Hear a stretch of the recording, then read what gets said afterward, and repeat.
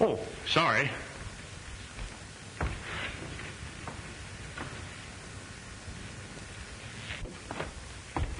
Oh, I gotta see the chief. Oh, but this is important. Manelli won't mind, will you? No, he won't mind. Well, I thought I sent for Lieutenant. Well,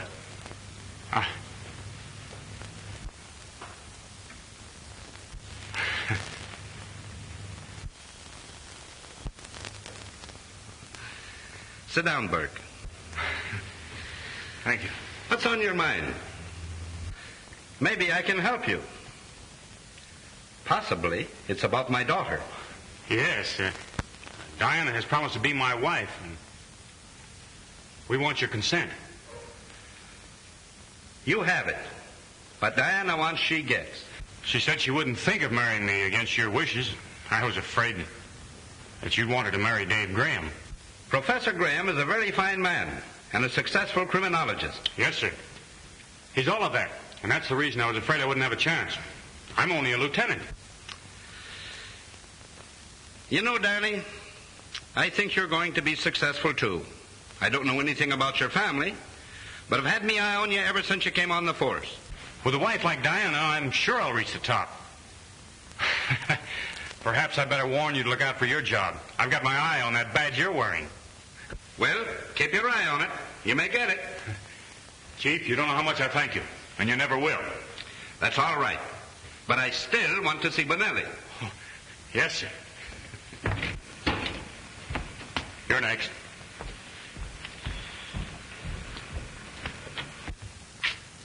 Good morning, Chief. Bonelli, there's too many brawls in your district lately. Almost every night there's a knifing. You know, I got a tough district to handle, Chief. Maybe you can't handle it. Sure I can. All I want is a little more time. I got everything pretty much under control. You know, there's two factions down there. And? How'd you like to go back wearing a patrolman's uniform? Well, I don't like that, Chief.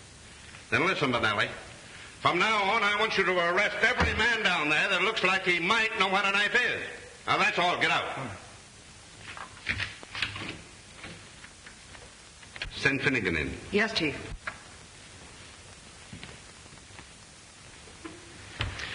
Maybe you can hear better standing up.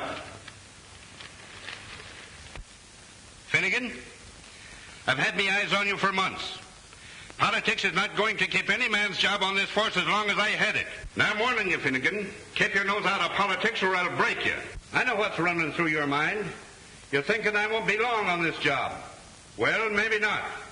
But while I'm here, there'll be no interference from shyster lawyers or underworld bosses. Well, maybe I can give you some advice. I don't want your advice. Now get out of here.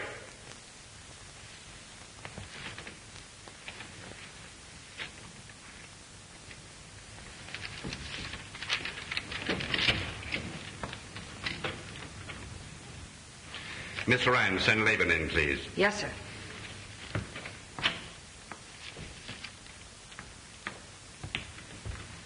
Levine? If you don't mind, Chief, it's Laban. Well, whatever it is, you've been heading the vice squad for some time, and I understand that you're building quite a pretentious home on the salary you draw. And the police commission is noticing it, too. My grandmother died last year in Paris. She left me the money. You may have to prove that. Yes, sir. I'll bring the lawyer's letter to you.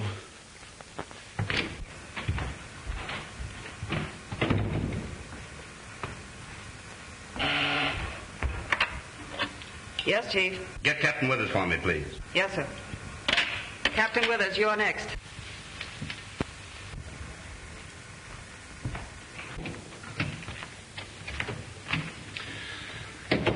Hello, Bill. Hello, Jim. Sit down. Bill, I'm going to relieve you of that precinct job. You're going to head the gambling detail. How about Phillips, Chief? I had him on the carpet. It's noised around that there's a payoff. Jim Phillips wouldn't take a dime of dishonest money. But this will break his heart. I have a lot of confidence in Phillips, but I don't want him to remain where he'll be framed by a bunch of crooked gamblers. Phillips won't understand. He'll think you're breaking him. He's sort of bitter at times. That's my worry. I can handle him. When he gets through, he'll have every man on the force down on him. Hey, Withers? I guess the chief knows what he's doing. And maybe you benefited by it. That's why you talk that way. Listen, Perkins. Officers who have done their duty don't have to be nervous about what the chief does. He's got the whole department boiling. There's a dozen fellows would like to be pallbearers at his funeral. Miss Ryan, will you come in, please?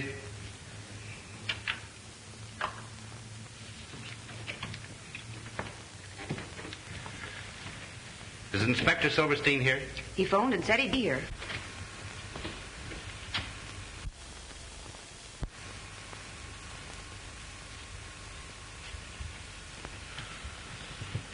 What is it, a shake-up? Shake up and down. As I was saying, Mary Ryan's got one of those red-hot Irish tempers. And as a policewoman, she packs a gun. If Sullivan thinks he can go gallivanting around with her daughter late at night and bring her in at all hours of the morning... Kathleen Ryan's the chief's secretary. And they...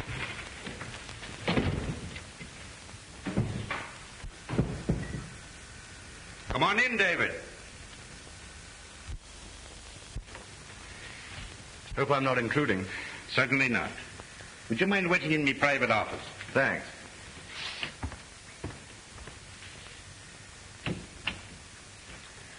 Inspector Silverstein. Come here, please.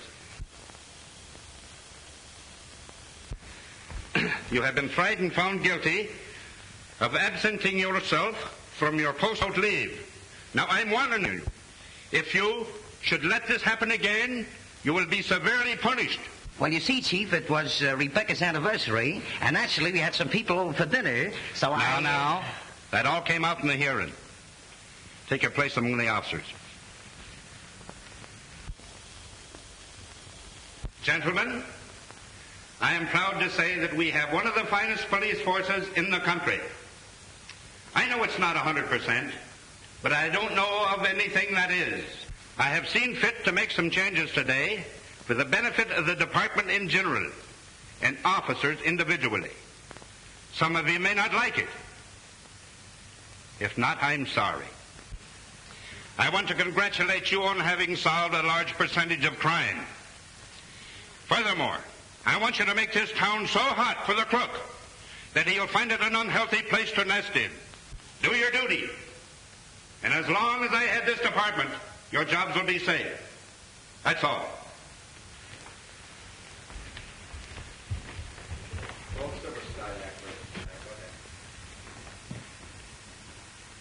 Inspector Silverstein.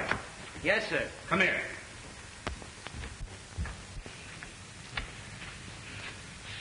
Tell Rebecca that I'm sore because she didn't invite me to her party.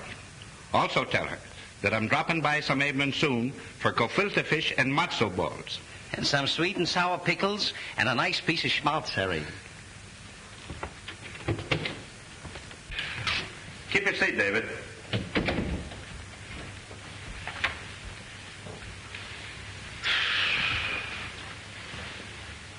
Will you have a cigar? No, thanks. I prefer my own. Here, try one. Thanks. Oh, you're still making them yourself, I see. Of course, my pet hobby. But then, you see, I come by it naturally. My father was a cigar maker. I learned the art when I was a kid, working in his factory.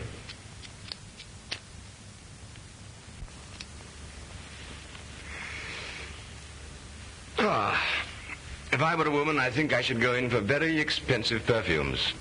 But as it is, I have to content myself with fine imported tobacco and roses. course, you've heard of Diana's engagement. Sorry, David. But since it wasn't you, I'm glad she chose Burke. He's a clean young fellow. I agree with you. Of course, I wish you'd shown a little better judgment and chosen me, but as it is, I wish them all the luck in the world. That's very kind of you. The next best thing to a winner is a good loser. And I'm sure Diana will always have the greatest respect and affection for you. That will always be my feeling towards them both. Come in. Dr. McNeil from the insurance company. I'll be going. No, that's quite all right. Send him in, please.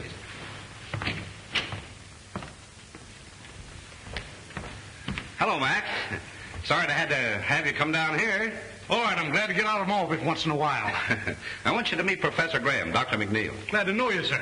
Thank you. Pleasure's mine. Professor Graham is a very successful criminologist and scientific detective. He's quite a booster of mine. And deservedly so. I've heard a lot about you, Professor. In fact, I've read of some of your marvelous crime solutions. Well, hasn't anybody a good word to say for my ability? From what I heard out in the hall, you rate pretty low as the chief. And from what I know of police, they like to do a lot of talking to other people, but they can't take it themselves. This is going to be fun. Come along, Doc. Let's operate. Huh? Thanks for the help, Professor. All right, sit down. And let's try the old pump. Hitting on 16 cylinders. All right. I will try the blood pressure.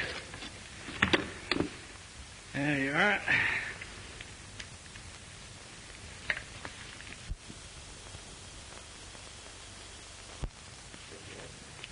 Normal.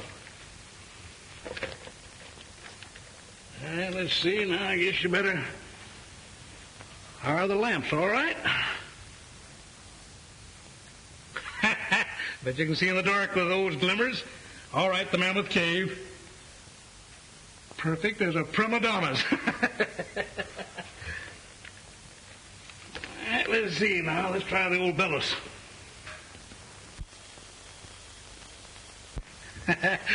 Good enough for a blacksmith's forge. You sure I'm not too good to live? I don't know. Those kind die young, Chief. You've passed that mark. Well, Chief Sullivan is very busy at present. Will you leave your name?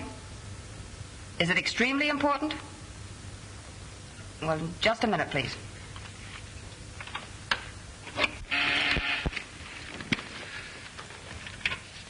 Yes?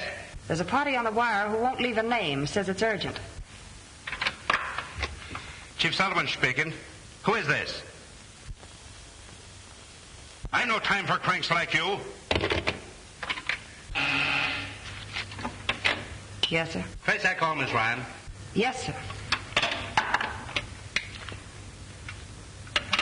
Operator, can you trace that call? Well, Doc, you probably won't think I'm such a good risk now. Fella just threatened my life. Second time it happened this week. Well, you certainly take it casually enough. He'll probably follow it up with a threatening letter and then annoy somebody else. You should have traced that call while he was still on the wire. Didn't I tell you knew his stuff? Yes? The man's hung up, and you know how many calls we have. All right, thanks, Miss Ryan. And goodbye, Chief. Goodbye. Hope you don't collect soon. Thank you. See you again, Professor. I hope so, Doctor.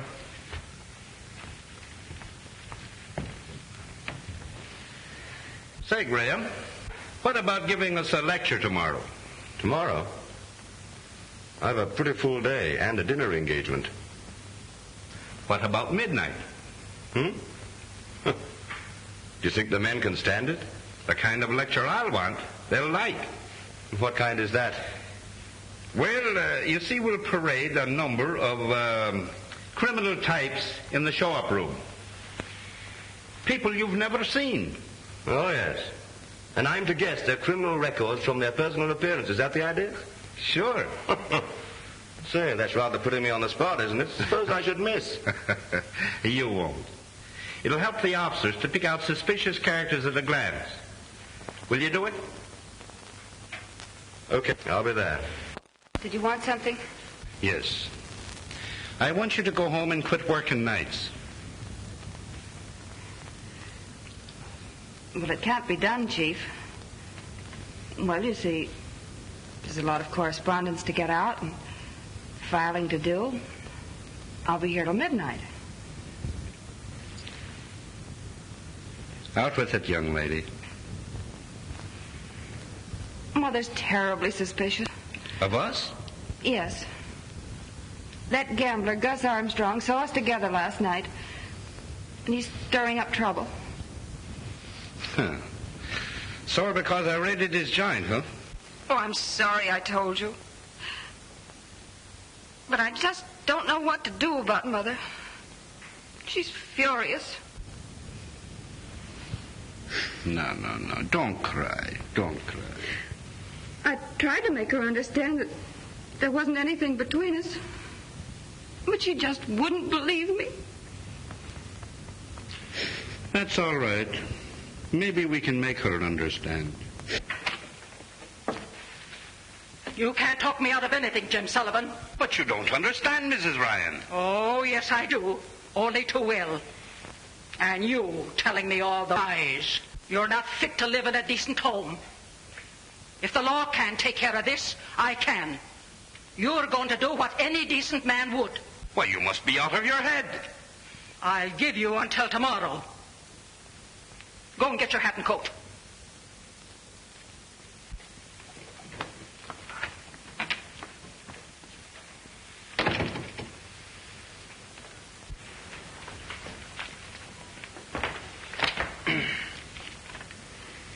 Calling car 71, car 71.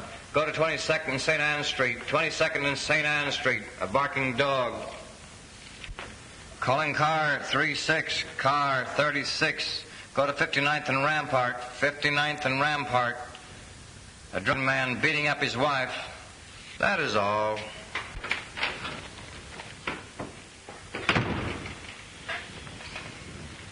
Hello, Dan. All right, Jones. What's doing?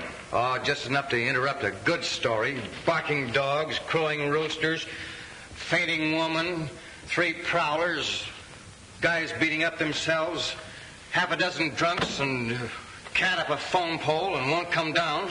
Oh, but that looks funny. What looks funny? Half a dozen drunks and a cat up a phone pole. Must be a polecat. Oh, you're pulling something on me, huh? Here's something interesting. Calling car 22, car 26, car 31, car 47. Disregard all other calls. Go to 72nd and D Street, 72nd and Weaver Street. Bank holdup. Bank holdup.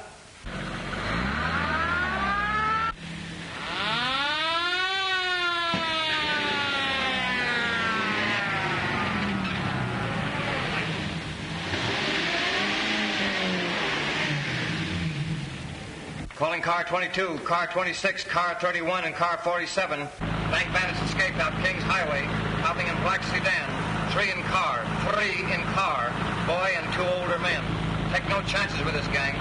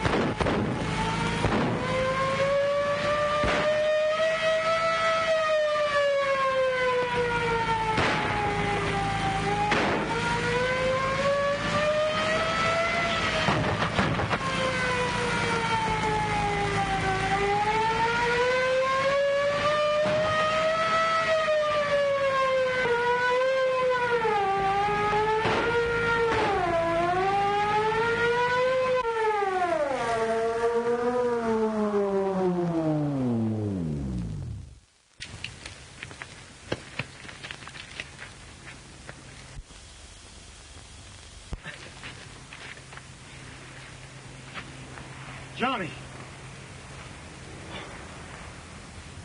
Take a look at those other 2 fellows. All right.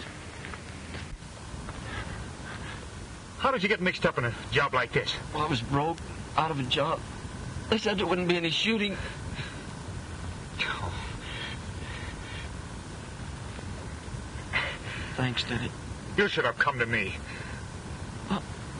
I don't want to go to prison. They might even hang me. They can't do that, Johnny. Well, those two won't do any more hold-ups. Listen, go call an ambulance, quick. All right, I will. I feel kind of funny. Kind of like I was floating. Here, now, take it easy, kid. The ambulance will be here in a minute. They'll fix you up. I feel pretty good now. It's all right. Everything will be all right.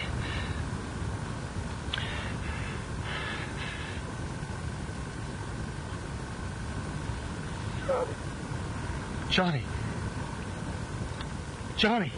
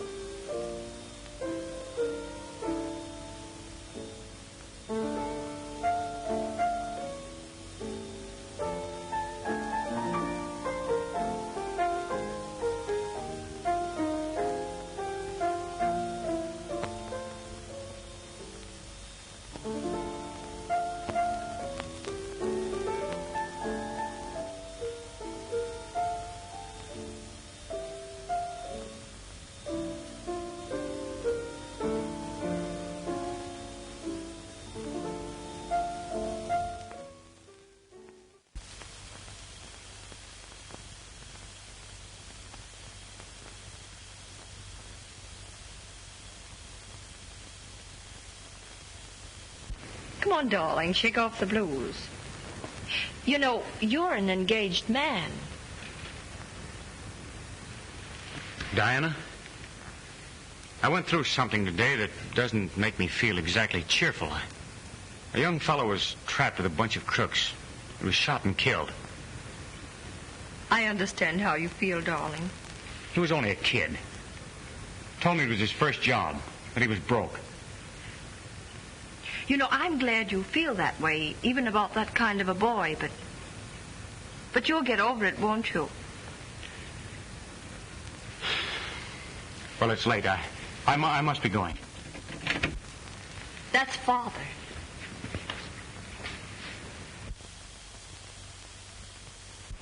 Hello there. Hello.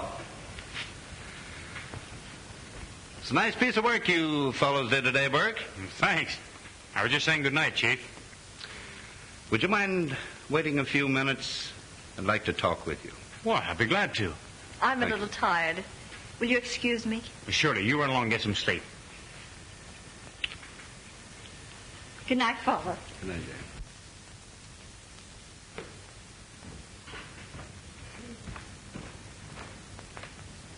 Oh, Dan, will you look in the morning papers? I gave them the announcement of our engagement.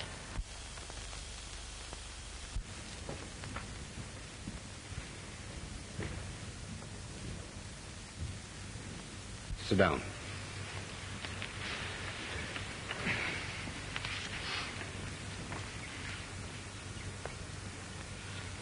Read that.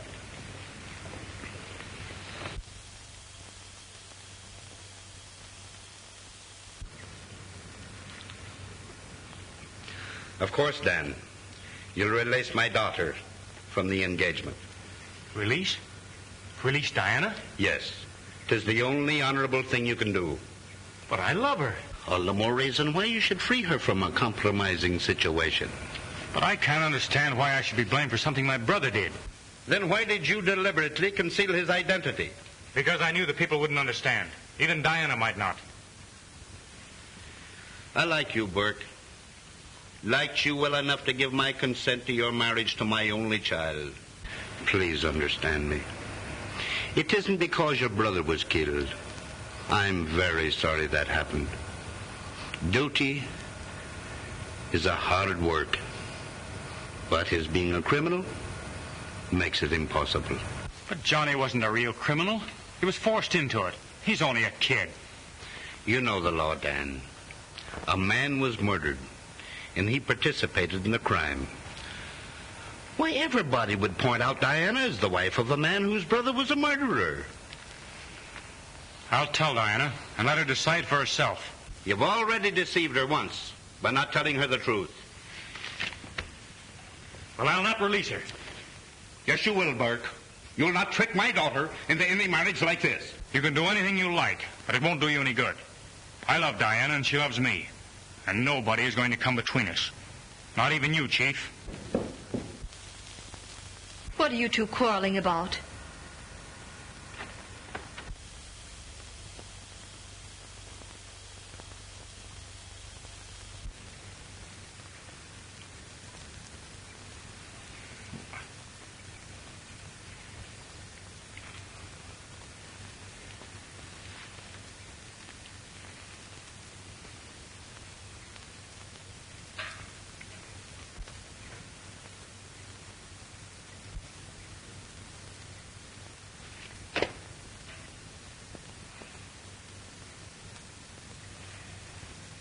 Your father is asking me to release you from our engagement.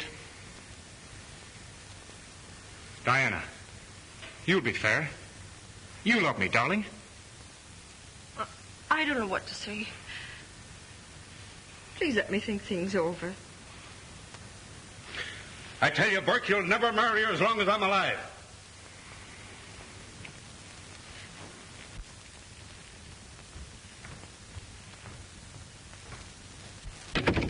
Oh, Dad. Dad, please be reasonable. Let me work things out in my own way. I don't want you to marry into a family with a criminal record. It isn't that, Dad. What hurts me is that the man I love tried to deceive me before our marriage. Diana, why don't you pack up and take a little trip somewhere? Bermuda, Miami, or anywhere. No, darling, I think I'll just go out for a little ride, and don't you wait up for me. It's not safe for you to ride around this time of night. That's not very complimentary to your department's efficiency, is it? You're not going to see Dan Burke? No. No, I'm not. And that's a promise. All right. Good night, dear.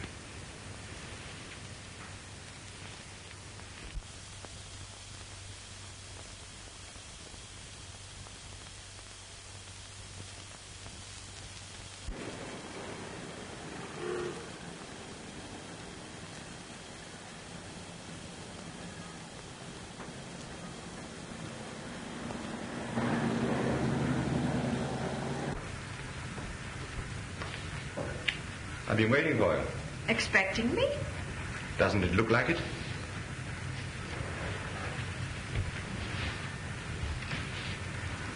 I suppose you also know why I've come here. Certainly. I read the evening paper. That'll brace you. David, what am I going to do? You know perfectly well what you're going to do. Only being a woman, you won't admit it. Well, I know. You're going to marry Danny Burke, and you'll be perfectly right. Why are you so sure? Well, after all, he isn't to blame for this tragedy in his family. But why didn't he tell me? Why did he hold things back from me? Try and realize what's running through the poor fellow's mind. He's engaged to a girl whose father happens to be the chief of police and has given his consent thinking he's going to have a son-in-law he'll be proud of. And then what happens? In the discharge of his duty, he's shooting it out with a bunch of gangsters and discovers that one of them is his own brother.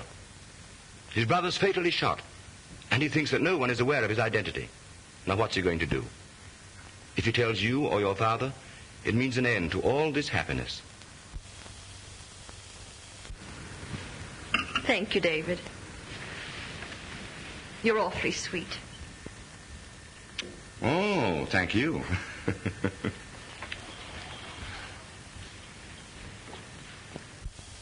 You know, as a matter of fact, all this explanation business was entirely unnecessary. What do you mean? You would have made the same decision through the proverbial intuition of your sex. Good night. Good night, dear.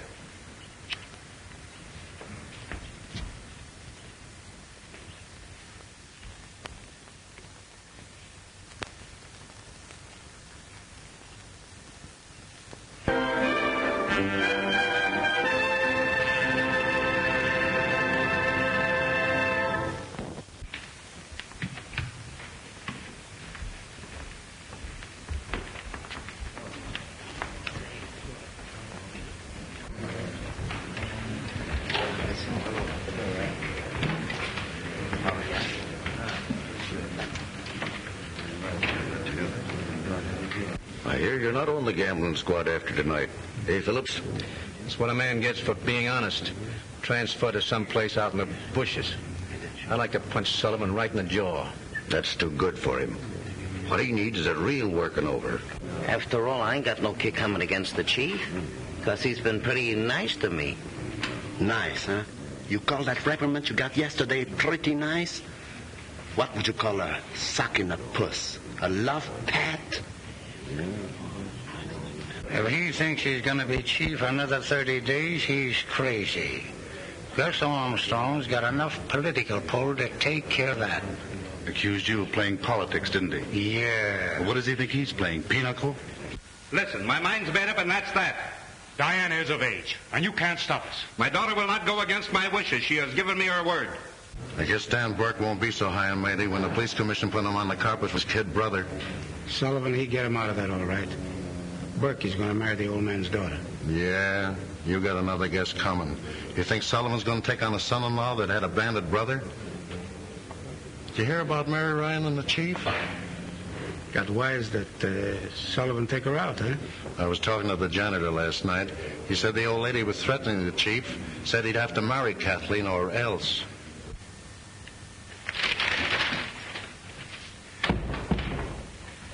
Hello, Miss Ryan. How do you do, Miss Sullivan? Is my father busy? Lieutenant Burke is with him.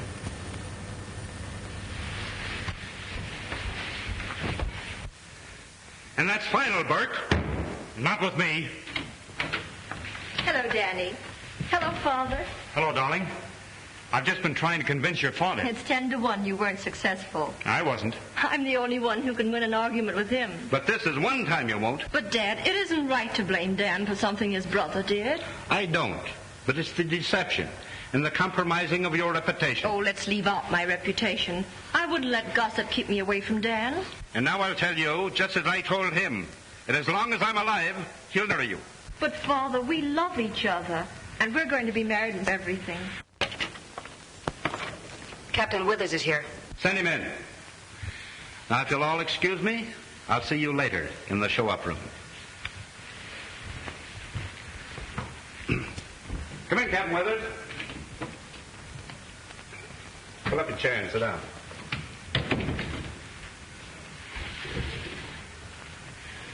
You saw the newspaper stories? Yes, Chief. I want you to tip me off if Burke and Diana try to get a marriage license. Diana's hard-headed and self-willed. And Burke has indirectly threatened me if I interfere with his marriage plans. Okay, Chief. Anything else? Yes. Something very confidential. The gambling interests are out to get me. Yeah? You know Gus Armstrong. Yeah. He's passed the word to Mary Ryan that everything isn't on the level between Kathleen and me. And the old lady's up in arms. Fire the kid and prefer charges against the old lady if she squawks. Just what they'd want me to do. Play right into their hands. That's the setup that knocked over our former district attorney. What are you going to do about it? That's your job, Bill. Just what is there between you and Kathleen? I'm very fond of the girl, but not to the point of marrying. But she thinks she's desperately in love. Armstrong has all the details, huh? Yeah.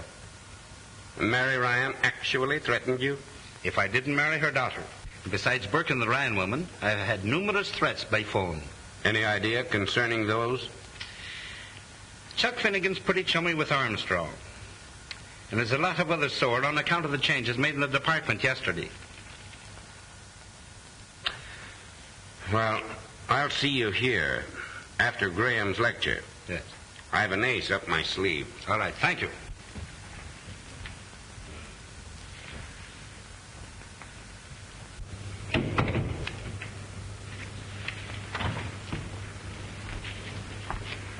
Do you mind if I hear Professor Graham tonight?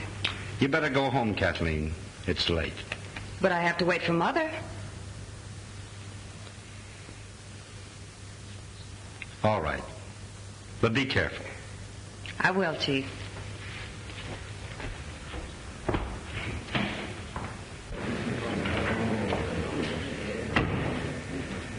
You've been pretty white about this situation, Graham. I want to thank you.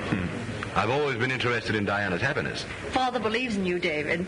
I wish you could bring me round to our point of view. It's going to be a little difficult, but I'll try. Thank you.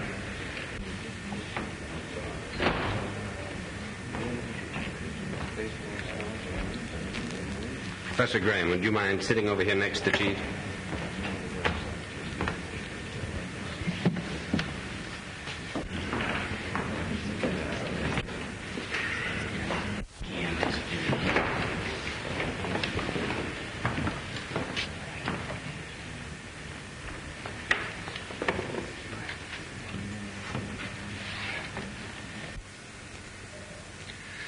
All right, Withers. Introduce Professor Graham. Okay, Chief.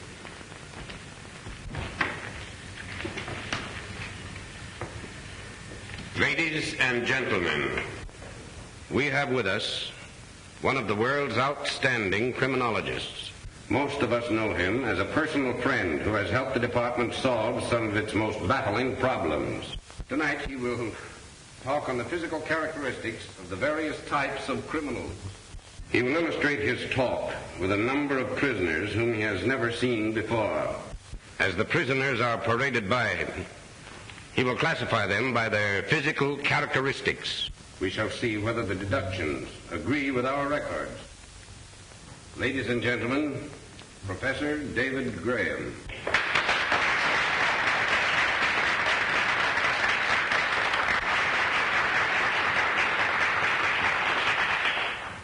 Ladies and gentlemen, I'm afraid that Chief Sullivan has rather put me on the spot. However, I'll do my best to justify his opinion of my ability. All right, Captain Withers.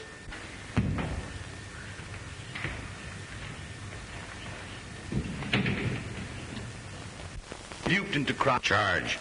Arrested on suspicion of theft. Record. Served 2 years in state reformatory. 18 months in the Good Shepherd Home for the feeble-minded. Oh, come on. Had his mind been alert, he would never have attempted violence at such an inopportune moment.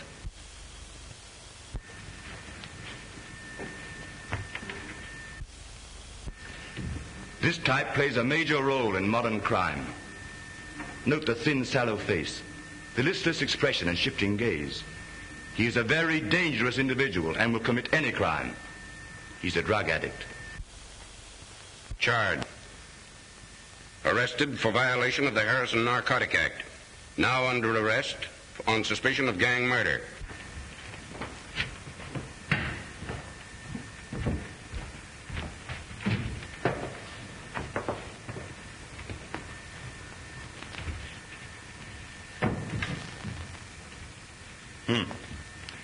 The larger girl is aggressive. If started on a life of crime, she would actively participate with male criminals, drive a bandit car, act as might possibly use a lethal weapon. The smaller girl has no initiative, just prefers the easy life.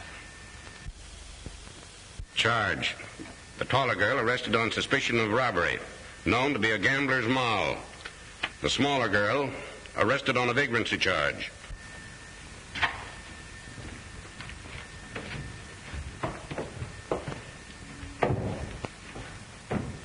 He's a very dangerous criminal. Specializes in widows and orphans. Always has a safe investment.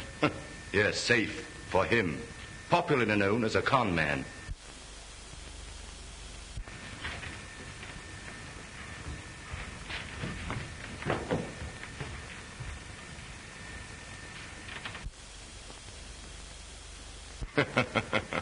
Not a criminal type at all. I wouldn't mind having a dinner date with her. That is, if she'd accept the date. Maybe you'd better introduce us first, Captain Withers.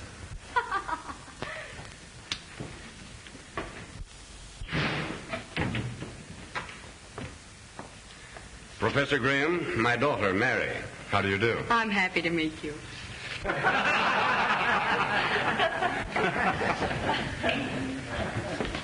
Well, was your dad in on this deal to baffle science? No, it was my own idea, wasn't it, Father?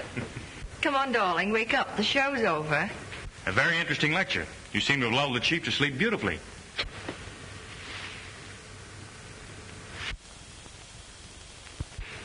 Oh, he's dead. I think she's right. Dr. Kelly! Dr. Kelly! The chief.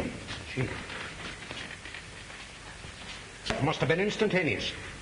Has he had previous... Why, I don't... Lock the doors. Back your seats, everybody. Don't let anyone leave this room. Oh, hand me a glass of water, please.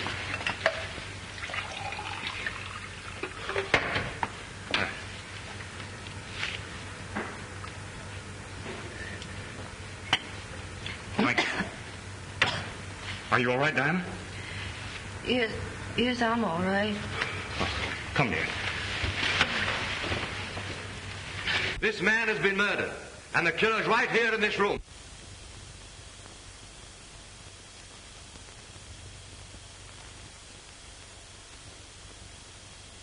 Back your seats, everybody, and lock those doors. Steady now.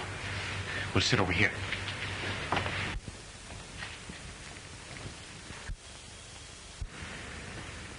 Looks like a plain case of heart attack. That's what it's supposed to look like, Doctor. But I happened to be in Sullivan's office last night when Dr. McNeil examined him and pronounced his heart perfectly normal. Captain Withers, do you know of anyone here who might have wanted a thing like this to happen?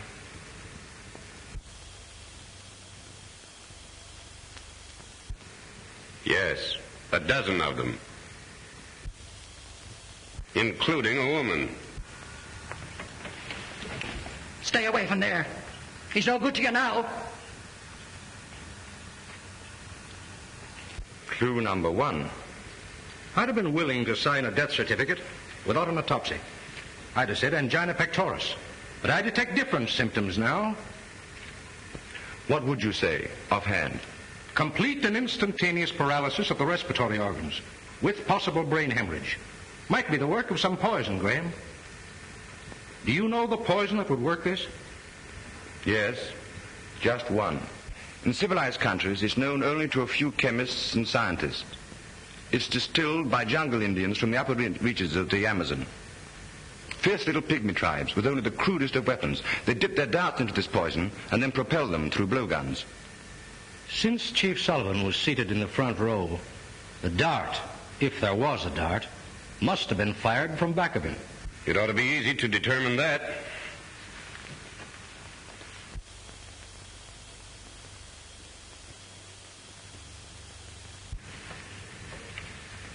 It's here, all right.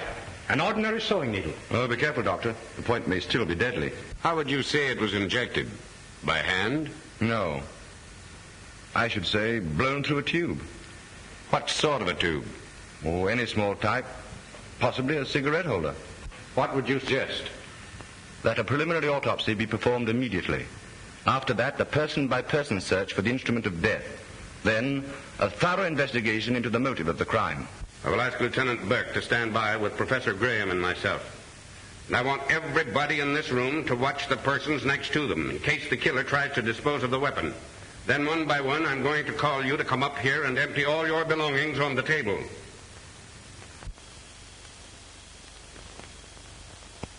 Each of you who has any knowledge of a possible motive to write it down on a slip of paper which will be handed to you. You need not sign your names.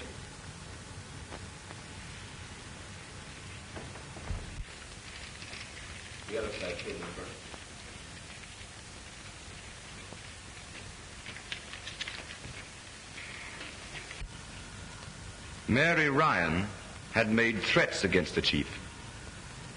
That's right. Sullivan told me tonight she'd been threatening him. I did not kill him. I only wanted him to marry my Kathleen. If you killed him, I hope they punish you. You were always threatening him. Sit down, Kathleen. Your mother didn't do this. Women are not expert enough to do a job of that kind. They kill rather crudely.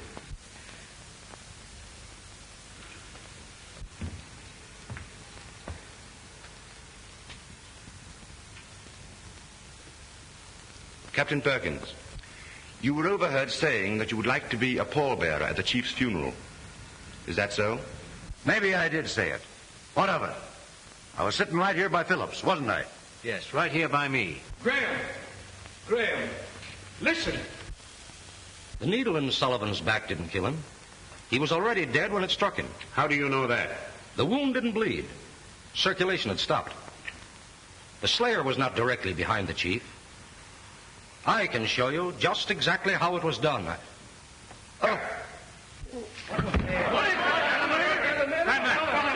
Get back there and sit down. I'll take charge of this.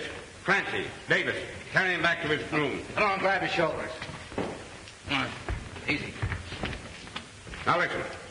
If I don't locate the killer within the next 10 minutes, I'm going to arrest everyone in this room and give them a grilling and make the third degree look like a petting party.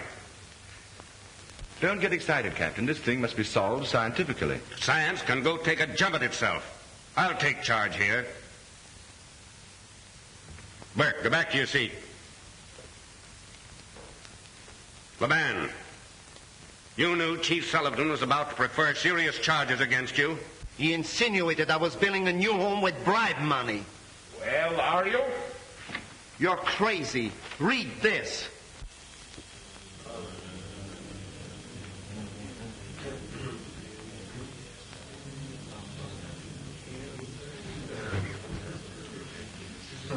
I told the chief I'd bring a letter to prove that I inherited the money.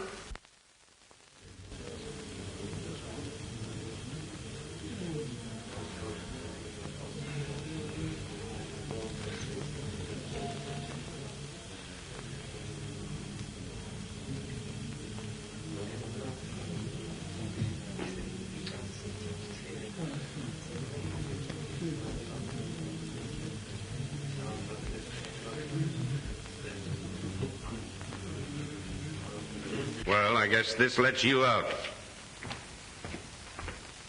You've got to help me, Diana. You've got to be brave and see this thing through. There's a light switch over there. When I signal you, pull it. But I'm afraid somebody else will be killed when I turn the lights out. Trust me, honey.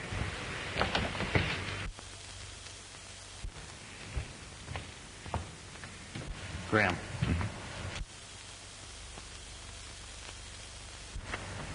I've got the tube the needle was shot from. Oh, you have you? And also the perfect solution to the crime. So have I. All right, take him with us. There's your man. What? Burke, you're under arrest. Oh, just a minute. Turn on those lights. Turn on those lights. Someone has killed Burke. Daddy! Get back. Get back. Stay back where you belong. Daddy! Listen, Diana. He killed your father. He killed him because he was opposed to your marriage. Then he killed Dr. Kelly to cover up the first crime. You see, he'd known for the past half hour that I had the evidence on him. He took the only way out. Killed himself with his own poison.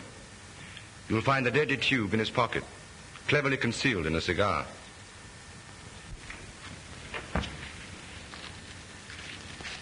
It must be one of these.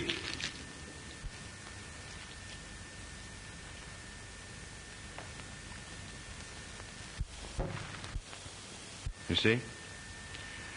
Well, I don't think you need much more evidence. You might as well dismiss the others.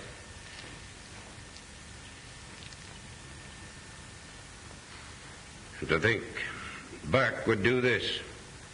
Clear case of heredity. He was a criminal by instinct, just like his half-brother, Johnny.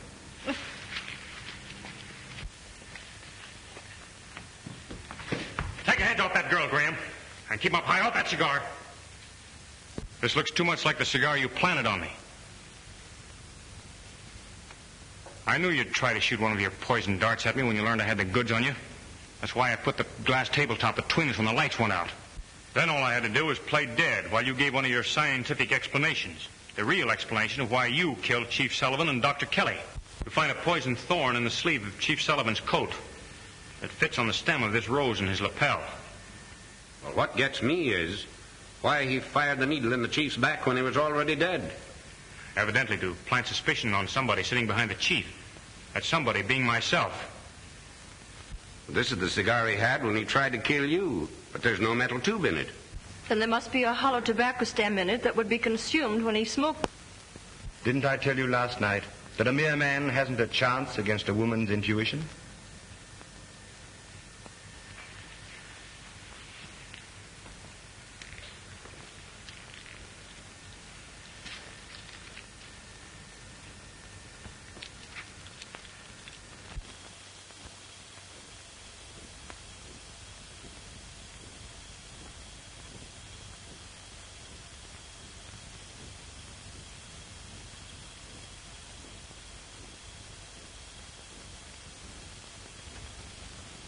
Months ago, who would have thought the world could be beautiful again, Mr. Burke? It can't help being beautiful with you in it, Mrs. Burke. Oh. Ouch! The spread isn't spread yet, old dear. Well, I guess I'm too lovesick to eat anyway. I'll remind you of that tonight when you have an old-fashioned tummy ache from gobbling up more than your share.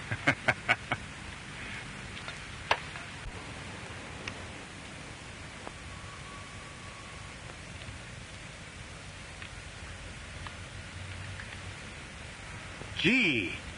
Well, what's the latest sensation? Oh, nothing. What are you reading? Nothing. Skip it. Let me see. Now, listen, Oh, come on. I want to see it.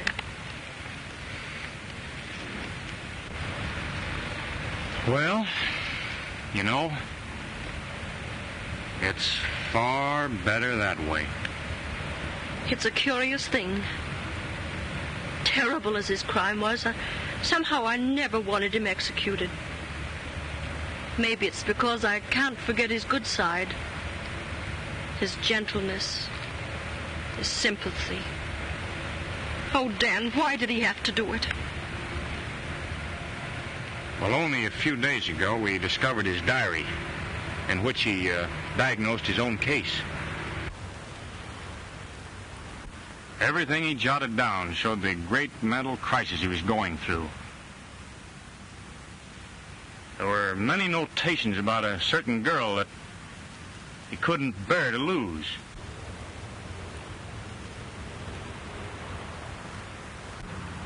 Well, his mind became possessed with the idea of staging a perfect crime to defy solution and enable him to win back this girl. That's what toppled his brilliant intellect across the shadow line between genius and insanity. The rest you know. Perhaps it's true that to understand is to forgive. Perhaps. Anyhow, that's all out of our lives now. And forever.